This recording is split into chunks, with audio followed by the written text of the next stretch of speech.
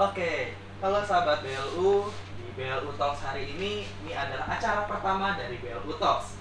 Nah, untuk teman-teman, ini adalah acara untuk biar teman-teman lebih tahu lagi lebih dalam. Ini adalah acara pertama dari BLU Talks. Nah, di sini saya mengundang salah satu narasumber yang cukup terkenal. Namanya adalah Pak Boyke Sitorus, selaku dulu pernah bekerja sebagai manajer di salah satu liner terkenal di dunia ya teman-teman, yang basicnya itu ada di Prancis ya Pak ya, betul ya Pak? Ya. Dan saat ini beliau bersama kita ingin membagikan pengetahuannya tentang PPJK. Hai, saya Resa, mari kita mulai langsung.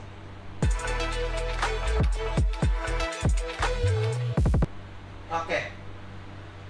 Saya sambil ngerokok ya. Boleh Pak, boleh. Kita sambil ngerokok aja, sambil santai-santai aja. Oh, gini. Jadi untuk tema hari ini nih Pak Boyke, Apa nih? sini kita mau tanya-tanya aja sih tentang Pak Boyke nih. Mungkin biar teman-teman yang di sana tahu gitu loh tentang PPJK itu seperti apa sih Pak, gitu ya. Nih, jadi kalau misalnya pasti teman-teman penasaran gitu loh. Kalau kita misal mau impor barang gitu ya, kita tidak tahu tentang kepabeanan, terus siapa sih yang bisa nolong? Gak mungkin kan kita ngurusin sendiri ya Pak ya. Ya. Nah, di sini adalah peran salah satu dari PPJK teman-teman. Nah, kalau yang Pak Boy sendiri tahu nih Pak Boy, kenapa sih harus memakai PPJK? Boleh tahu nggak dasarnya nih? Oke, jadi selamat siang untuk semuanya. Terima kasih saya sudah diundang kemari. Jadi kalau kita bicara mengenai PPJK, kalau di dalam dunia logistik seringkali orang dengar yang namanya customs broker ya. Custom broker itu adalah salah satu third party vendor yang digunakan oleh baik pemilik barang, jadi bisa dari eksportir, bisa juga dari importir, konsepnya seperti itu, yang digunakan oleh mereka untuk menjadi wakil ya, kurang lebih seperti itu, dalam pengurusan dokumen kepabeanan dimanapun itu berada gitu. Jadi setiap negara di dunia ini itu pasti punya sistem kepabeanannya masing-masing gitu loh. Jadi di Indonesia juga seperti itu. Nah, tugas dari custom broker itu adalah mendampingi dan jadi melakukan pendampingan, itu yang pertama ya. Melakukan pendampingan. Yang kedua itu melakukan kegiatan kepabeanannya secara langsung gitu. Menjadi wakil dari eksportir maupun importir untuk melakukan kegiatan kepabeanan. Jadi PPJK itu memberikan jasa untuk menjadi perpanjangan tangan dari mereka untuk mengerjakan pekerjaan kepabeanan. Kurang lebih seperti itu sih. Konsep dasarnya seperti itu ya. Jadi kalau ditanya kenapa sih harus menggunakan PPJK atau customs broker ya.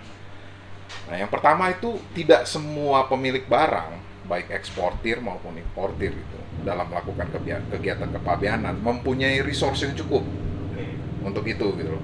Resource itu bisa dalam arti human resource, bisa technical resource, bisa atau mungkin yang sifatnya aset. Dalam arti tidak semua importir maupun eksportir itu punya trailer misalnya seperti itu kan.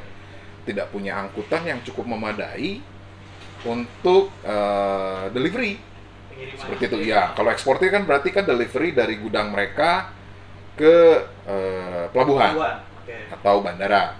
Atau kalau importir kebalikannya, dari pelabuhan atau bandara ke gudang mereka. Tidak semua punya seperti itu. Jadi kalau tanya kenapa sih pakai custom broker ya, biasanya seperti itu. Tujuannya biasanya seperti itu gitu. Jadi yang kedua itu biasanya untuk memudahkan mereka juga.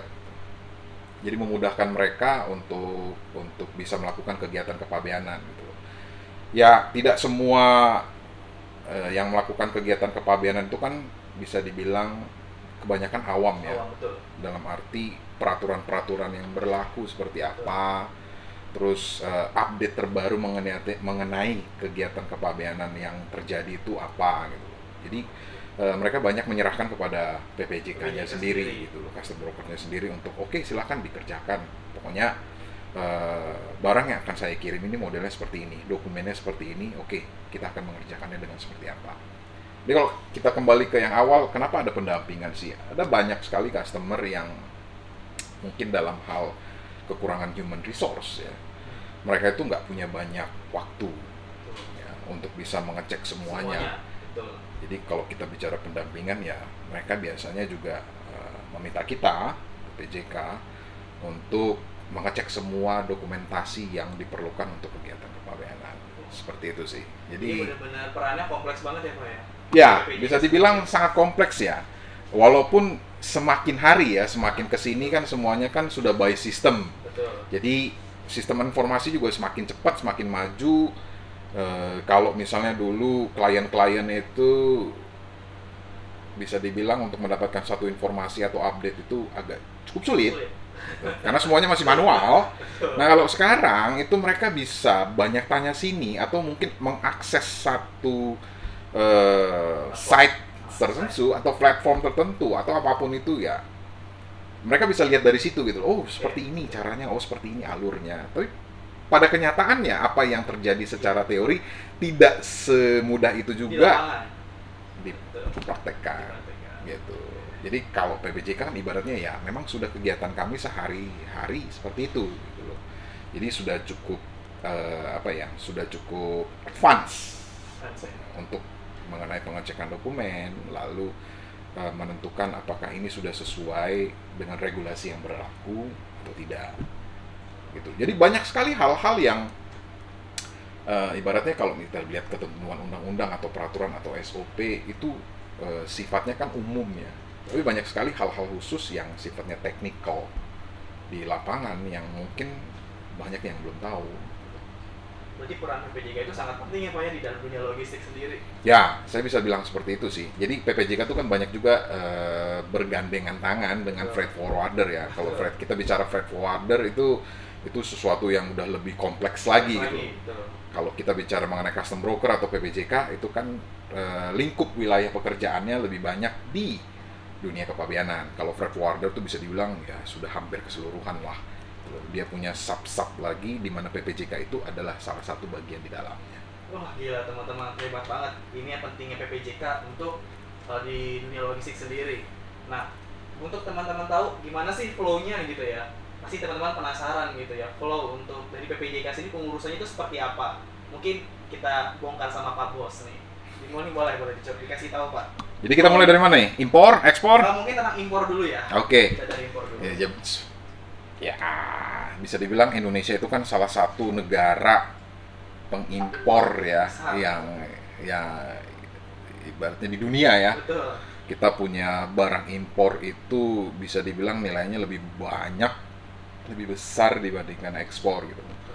Jadi kegiatan impor itu salah satu kegiatan yang bisa dibilang paling hektik lah di pelabuhan, di bandara di Indonesia sendiri gitu.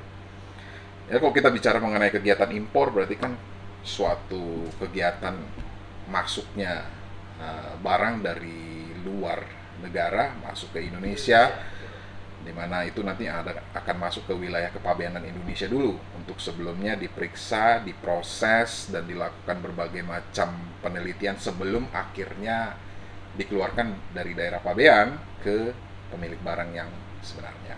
Kurang lebih kan seperti itu ya. Jadi di dalam lingkup dunia kepabeanannya sendiri untuk impor sendiri ya ada flow-flow yang harus dilakukan gitu.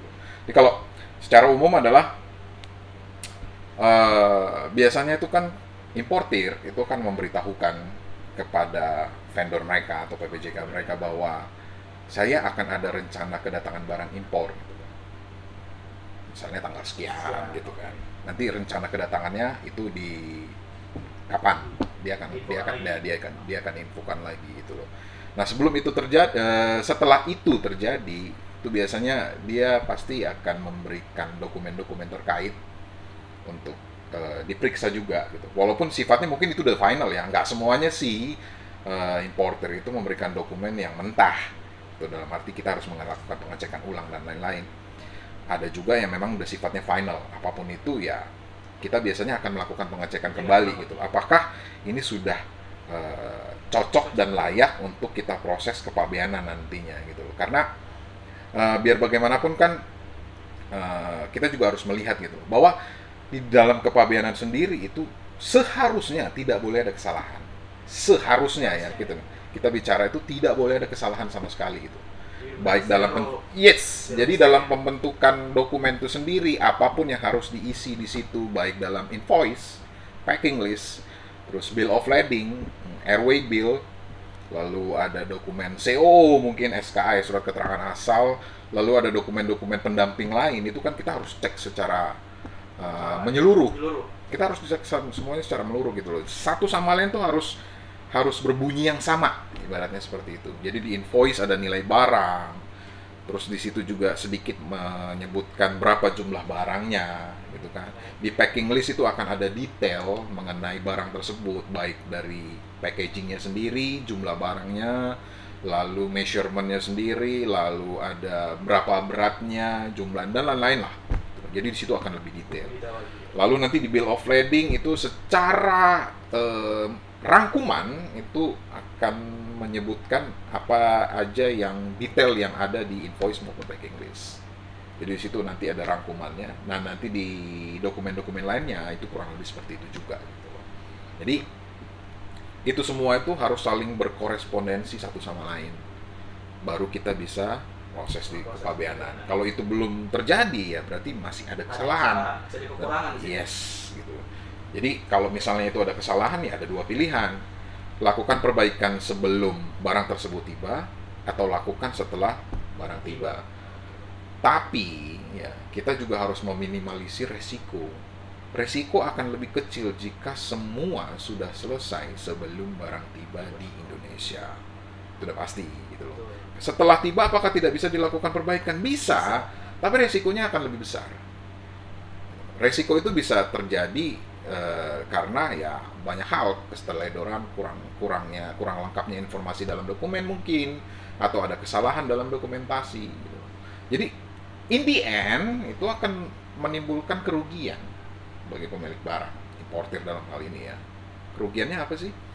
Ya dalam prosesnya itu nanti kan, itu kan tidak serta-merta semuanya langsung selesai, boom. Enggak itu. Ada proses pengecekan lagi, ada proses lain-lain lagi.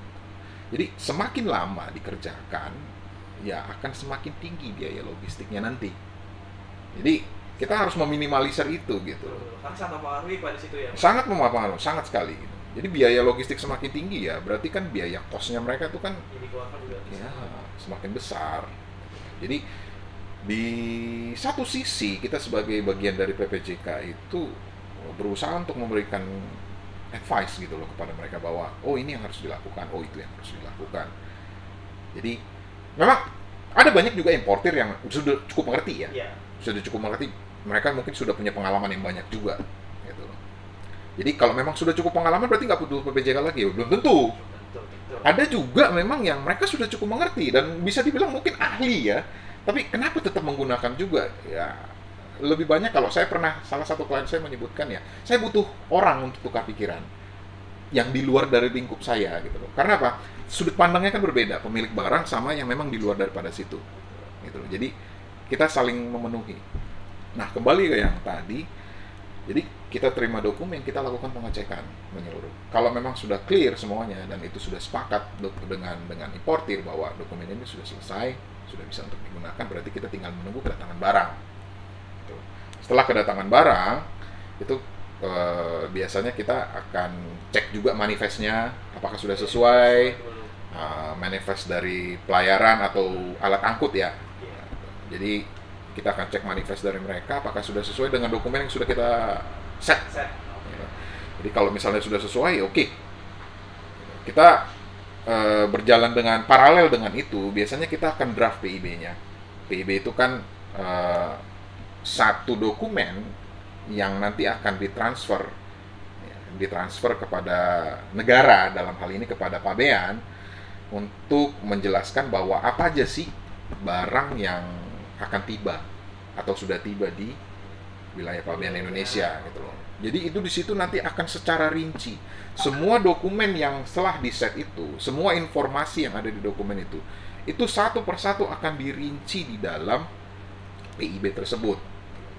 Jadi itu adalah satu wadah di mana nanti pihak Pabean akan melihat itu dokumen resmi ya, bisa dibilang dokumen negara gitu loh. Jadi kita tidak bisa main-main dengan hal itu. Mental juga di situ ya. Ya, memang di situ kan mencantumkan keseluruhan detail yang diperlukan, baik dari nama pengirim, nama penerima, ya kan, lalu nama pemilik, beserta detailnya, alamatnya, nilai dari barang tersebut, lalu jumlahnya, jenis packagingnya, lalu banyak lagi, kedatangan kapal, manifestnya, posnya, dan lain-lain. Bahkan nanti akan ditimbun di mana, di pelabuhan, di bandara, di mana, dia masuk ke gudang mana, itu semua ada semua detailnya di situ. Jadi itu adalah dasar utama bagi pabean untuk melakukan pengecekan. Itu dasarnya. Dia melihat informasi yang kita berikan melalui PIB tersebut. Jadi PIB itu kita transfer, kan? Setelah PIB itu kita transfer, kita akan menunggu yang namanya billing. Billing ya. Jadi billing itu merupakan surat yang berisi informasi mengenai berapa nilai yang harus dibayarkan kepada kas negara. Itu sebagai kewajiban dari importir terhadap barang-barang yang dia impor. Itu. Jadi billing itu nanti keluar, setelah billing itu keluar, baru nanti akan dibayarkan nilai bea masuknya, nilai PPN-nya. Lalu ada PPNBM untuk barang mewah, lalu ada PPH-nya juga, dan mungkin nanti ada bea masuk lain, misal anti dumping apa, dan itu sesuai dengan regulasi SOP yang berlaku. Jadi kalau memang itu sudah selesai billing, ya itu kita kasih ya kepada klien. Jadi nanti klien akan melakukan pembayaran, baru setelah itu secara random nanti akan dijalurkan melalui sistem ya, sistem kepabeanan gitu. Ada 3 jalur, baik jalur hijau, jalur kuning maupun jalur merah. Hijau, kuning, merah itu apa gimana? Bedanya gini, kita lihat yang paling bawah dulu ya. Kita lihat dari yang paling bawah.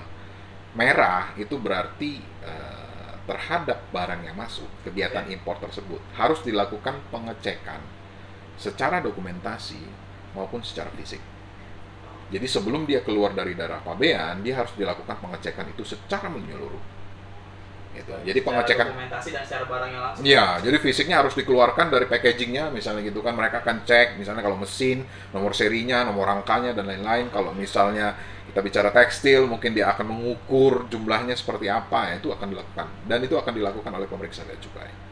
Jadi di situ setelah pemeriksaan fisik terjadi, ya, paralel dengan itu dan setelah itu juga, itu nanti pihak bea cukai itu akan memeriksa dokumentasinya, apakah sudah sesuai dengan apa yang dicantumkan di situ. Jadi fisiknya itu nanti akan diperiksa secara dokumentasi ya, apakah sudah sesuai, jumlahnya sesuai. Nah, baru nanti mereka akan melihat, oh bagaimana nilainya, apakah sesuai dengan nilai pasar, karena pihak kepabeanan sendiri itu sudah punya taksiran tertentu ya terhadap satu jenis barang. Jadi standarnya sendiri ya, mereka udah punya standarnya sendiri gitu loh. Jadi nanti mereka akan melihat dari situ, apakah sesuai atau tidak. Let's say sesuai, udah, berarti itu bisa dikeluarkan gitu. Jadi setelah pemeriksaan selesai, nanti akan ada yang namanya SPPB, surat perintah pengeluaran barang. Jadi nanti kalau sudah ada SPPB-nya, itu baru barang bisa dikeluarkan pabean. Baru kita naik satu tingkat ke jalur kuning gitu loh. Jadi kalau kita bicara mengenai jalur kuning sendiri, itu berarti ada pengecekan, tapi hanya terhadap dokumen, tidak terhadap barang. Ya, gitu. Jadi pengecekan bisa dibilang pengecekan awal dan meluruh terhadap kegiatan impor tersebut. Jadi akan ngecek lebih banyak sih sebenarnya, lebih ke nilai ya. Nilai gitu loh. Nilai barang ini sudah sesuai apa belum gitu loh. Terus dokumentasi yang dibuat ini, semua yang sudah di set itu, apakah sudah sesuai dengan PIB yang dicantumkan gitu loh. Ada kesalahan atau tidak, seperti itu. Baru nanti ada, kembali lagi ada SPPB. Kalau udah SPPB baru dia barang bisa keluar. Lalu yang terakhir, jalur hijau. Kalau jalur hijau berarti barang bisa dikeluarkan tanpa ada pemeriksaan lebih lanjut. Bisa langsung ya Pak ya? Jadi kalau misalnya udah billing, gitu, let's say barang tiba hari ini, lalu langsung di billing, PIB-nya udah ditransfer karena semuanya sudah sesuai, dianggap sudah oke. Timbul billing, mereka bayar, dan lalu langsung SPPB. Kalau udah SPPB, berarti langsung dikeluarkan. Pemeriksaan barang biasanya akan dilakukan setelahnya, karena mungkin ada permintaan dokumen. Ya itu tergantung dari pihak kepabeanan sendiri sih. Mereka perlu atau enggak gitu. Kalau mereka melihat bahwa oh ini sudah sesuai, ya oke. Tapi kalau ada yang mungkin ada yang perlu nih gitu loh, ada sesuatu hal yang ingin saya lihat gitu loh, ya mereka nanti akan memberikan respon NPD, nota permintaan dokumen, walaupun sudah SPPB ya, sudah keluar ya. Ya itu seperti itu sih.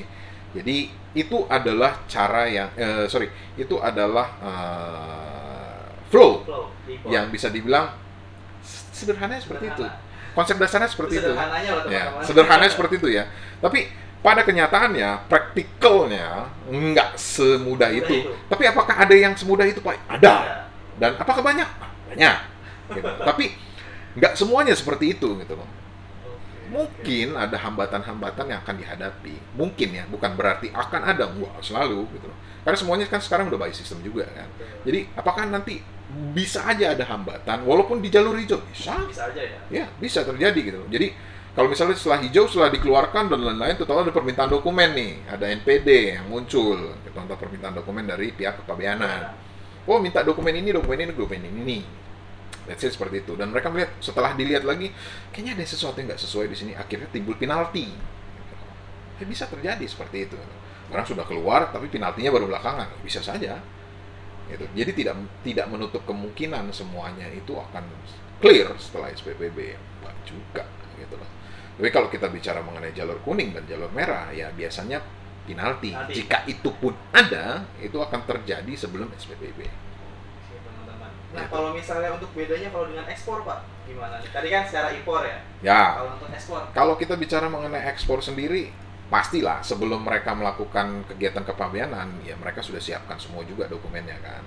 Mereka dapat order dari luar gitu loh, akan dikirim barang sebenarnya segini, sebesar ini, sebanyak ini, senilai ini. Ya, mereka udah siapkan juga semuanya dokumennya gitu. Dan biasanya nanti kita juga akan melakukan penyesuaian awal. Penyesuaian awal itu seperti apa sih? Penyesuaian awal itu biasanya dilakukan sebelum barang di stuffing. Oh, sebelum barang di stuffing. Sebelum barang di stuffing, atau sebelum barang masuk sesaat sebelum barang masuk ke kepabeanan. Gitu. Jadi ada penyesuaian awal. Oh, nanti yang akan dikirim segini, banyaknya seperti ini, nilainya seperti ini. Oh ya, oke. Tapi final checking itu akan ada pada saat benar-benar setelah stuffing. Kita bicara aja misalnya satu kontainer lah, paling gampang lah gitu loh. Jadi barang yang akan dikirim misalnya 10.000. But in the end, apakah kita akan tahu gitu loh bahwa 10.000 itu muat nggak di dalam kontainer itu? Kita kan juga harus berpikir seperti itu kan. Walaupun mungkin mereka sudah biasa gitu ya, mungkin mereka sudah hafal ya. Tapi kan ada yang mungkin masih mereka-reka gitu. Muat atau enggak nih gitu. Jadi pengecekan awal itu ya oke, ya satu sama lain itu dokumen itu sudah saling berbunyi yang sama misalnya gitu. Patokannya hanya itu. Tapi tahu apakah realnya seperti itu atau enggak ya setelah stuffing.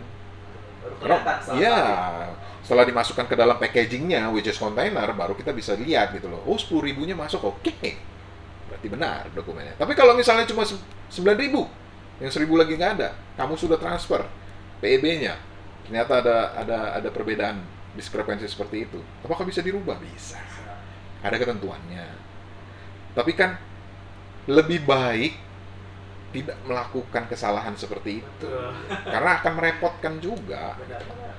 Ya, kita nggak tahu apa yang akan terjadi ya. Gitu. Secara umum kita akan bilang, oh tinggal diperbaiki saja kok, nanti seperti ini, seperti itu, ya segala macam. Which is itu teori. Tapi secara praktek, ya apakah akan seperti itu? Sebenarnya sih iya. Cuma apakah akan ada hambatan? Tetap ada. Walaupun mungkin cuma 1%. Tetap aja bisa ada hambatan di sini. Bisa. Tetap ada bisa hambatan. Nggak semuanya itu semua akan berpikir bahwa ini akan sini ya. Seseorang mungkin akan mengirim barang 100 dalam 1 bulan. Apakah semuanya akan mulus? Belum tentu. Bisa aja ada satu faktor yang lain. Ada faktor lain yang itu. Jadi kita nggak bisa semuanya berpikir bahwa semuanya akan baik-baik aja gitu loh. Jadi ya hope for the best, prefer for the worst gitu kan. Jadi udah siapin dulu nih dari awal. Jangan semuanya sampai melewati yang seharusnya. Itu. Jadi kalau udah stuffing baru bisa kelihatan. Oh, udah semua. Kecuali kalau kita bicara mengenai LCL mungkin kan nggak masuk dalam kontainer, atau kita bicara mengenai simpan udara gitu kan. Nah, itu kan memang udah itu ya, nggak masuk dalam kontainer. Jadi udah bisa dilihat. Kelihatan barang. Ya sudah seperti itu gitu. Jadi kalau kembali ke yang tadi, Kalau udah selesai staffing, udah pasti, oke, kita transfer PIB-nya. Kalau di impor namanya PIB, ya kan, pemberitahuan impor barang. Kalau di ekspor PIB, pemberitaan ekspor barang. Nah di situ semua juga datanya harus lengkap, sama seperti yang tadi gitu loh. Semuanya harus lengkap, datanya baru kita transfer. Kalau di impor nanti ada SPPB, kalau di ekspor nanti ada NPE, responnya akhir, nota pemberitahuan ekspor. Berarti kamu sudah bisa memasukkan barang ke dalam wilayah pabean, gitu. Jadi kalau udah NPE, udah bisa masuk ke wilayah pabean. Tanpa itu ya nggak bisa, nggak bisa diproses. Itu nanti kan setelah itu kan kita harus kirim itu ke pengangkut, sarana pengangkut, di mana nanti akan dibuatkan manifest di situ. Gitu. Jadi kalau misalnya orang banyak bilang bahwa ekspor lebih sederhana kok dibandingkan impor, in some ways ya. Tapi bukan berarti semuanya kita berpikir bahwa wah ekspor lebih mudah ya, apa adanya aja, nggak kayak gitu juga. Sesuatu yang karena kita bicara mengenai PIB dan PIB itu adalah dokumen negara, dokumen yang kita deklarasikan sebagai suatu kebenaran. Kalau udah seperti itu, ya seperti itu berarti akan ada risiko yang terjadi jika tidak sesuai, itu udah pasti. Ini kalau misalnya udah masuk ke wilayah pabean, nanti akan dimasukkan ke sarana pengangkut, ya sarana pengangkut akan membawa itu ke luar negeri. Kurang lebih seperti itu sih. Itu jadi teman-teman itu flow dari ekspor dan impor ya teman-teman. Jadi kita udah tahu dong yang jelasin oleh Pak Boy ini rinci banget. Jadi teman-teman ini sayang banget. Masih banyak yang lebih rinci. Itu sebenarnya kalau menurut kalau menurut saya sih sebenarnya itu yang umum. Secara umum itu masih umum. Kita belum bicara mengenai hambatannya, kita belum bicara mengenai dalam kepabeanan Indonesia itu ada larangan dan pembatasan gitu loh. Jadi untuk komoditi tertentu itu ada izin atau lisensi ekspor maupun impor yang harus dipenuhi gitu. Jadi kita belum bicara sampai ke situ. Ini hanya flow, bisa dibilang singkatnya aja.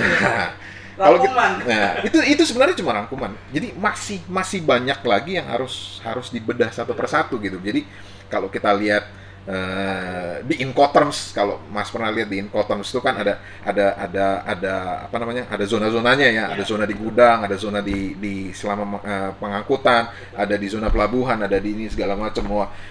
Di masing-masing di masing-masing zona itu ada proses yang terjadi. Nah, proses itu ya tidak berarti bahwa tidak ada hambatan kan.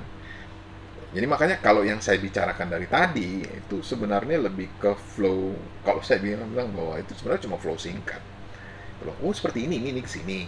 Oh ini seperti ini ke sini. Padahal situ banyak peristiwa-peristiwa terjadi. Ya, banyak masih ada proses-proses yang harus dihadapi di situ sebenarnya gitu. Jadi apakah dunia kepabeanan itu sesingkat itu? Banyak hal-hal lagi yang masih bisa harus digali dari situ. Jadi kalau kembali ke pertanyaan Mas yang pertama, kenapa ya pemilik barang atau dalam hal ini eksportir maupun importir itu menggunakan PPJK atau custom broker semua ya gitu loh. Ya karena in the end ya karena memang mereka membutuhkan bantuan gitu, untuk menjadi semacam representatif ya atau wakil mereka pada saat proses pabeanan. Karena mungkin keterbatasan human resource, mereka nggak punya ada yang bisa di-dispatch untuk ngurusin kepabeanannya mungkin, atau untuk pengurusan dokumennya mungkin, atau untuk pengecekan dokumennya, atau flow-flow lainnya yang harus mereka hadapi, yang nggak selalu seperti itu. Dan mungkin ada hal-hal yang di lapangan yang mungkin mereka nggak ngerti, atau mereka bingung harus ngadapinnya gimana. Akan lebih mudah jika pihak ketiga yang memang sudah terbiasa melakukan seperti itu. Biasanya sih seperti itu. Ya. Oke, ini pertanyaan terakhir Pak. Oke. Gimana sih Pak cara memilih PPJK yang baik, yang benar tuh gimana?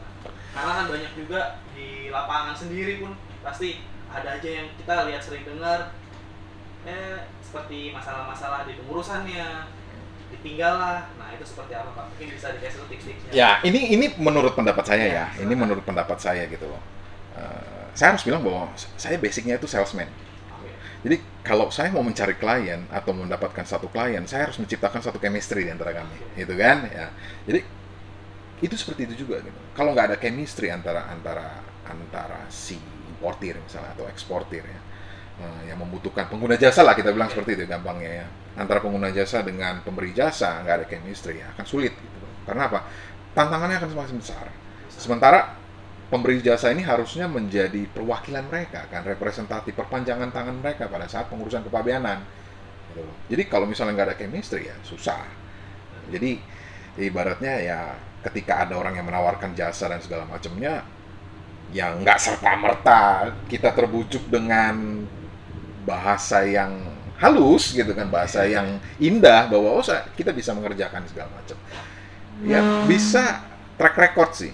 Jadi track recordnya itu kita lihat gitu kan. Jadi kalau kita bicara mengenai track record, mereka bisa lihat siapa sih yang mereka hadapi, apa aja yang sudah mereka kerjakan, sejarahnya, historinya, lalu apa aja yang sudah mereka lakukan di masa sebelumnya gitu kan. Nah dari track record itu kan kita bisa sedikit menarik kesimpulan kan bahwa oh ini ya sepertinya mereka bisa melakukan, bisa menjadi bagian dari kami lah, ibarat seperti itu. Jadi history, track record itu bisa dilihat dari situ. Yang kedua mungkin melalui rekomendasi kan, bahwa ya banyak sekali yang mereka berhubungan dengan satu PPJK tertentu ya, pengguna jasa itu berhubungan dengan PPJK tertentu atau pemberi jasa tertentu itu melalui rekomendasi. Karena apa? Karena pemberi rekomendasi sudah merasakan jasa yang mereka berikan gitu. Jadi ibaratnya kalau kita bicara di dalam dunia jasa ya, rekomendasi itu kan sesuatu hal yang sangat berharga. Betul. Gitu. Jadi melalui rekomendasi itu ya satu pengguna jasa itu bisa memilih gitu loh siapa pemberi jasa yang akan mereka pakai seperti itu. Jadi ya nggak banyak sih sebenarnya, mulai dari sisi chemistry-nya sendiri, lalu kita bicara mengenai track record ya, mungkin ini porsi yang akan paling besar ya. Bukan paling penting sih, paling besar. Masing-masing orang atau masing-masing perusahaan itu kan punya pilihannya masing-masing ya, dalam arti saya lebih memilih ke chemistry walaupun dia seperti ini, misalnya pemberi jasanya seperti ini tapi chemistry kita nyambung, kalau misalnya ada masalah kita langsung ini. Ada yang seperti itu, tapi ada yang melihat track record ya, nggak peduli misalnya saya sama dia nggak terlalu dekat atau apa, nggak ada masalah, tapi karena track recordnya oke, kita merasa pede gitu loh. Pengguna jasa itu merasa pede bahwa ya dia cocok jadi pilihan kita gitu. Atau mungkin via rekomendasi gitu. Rekomendasi kita menentukan satu vendor tertentu yang akan digunakan karena merasa bahwa dalam networking kita itu kan sudah ada yang pernah merasakan jasa mereka. Kurang lebih seperti itu sih. Jadi balik lagi dari chemistry-nya sendiri Pak ya, terus juga dari networking-nya juga sangat terpengaruh ya Pak dari situ. Ya. Nah, pesan-pesannya nih buat teman-teman pemirsa BU Talks ada nggak Pak? Dalam hal apa nih? Dari PPJK sendiri boleh.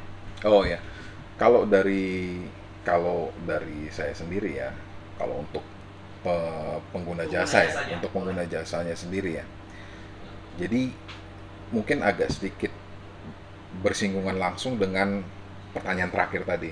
Jadi pilihlah PPJK yang memang bisa memberikan jasa yang kamu butuhkan.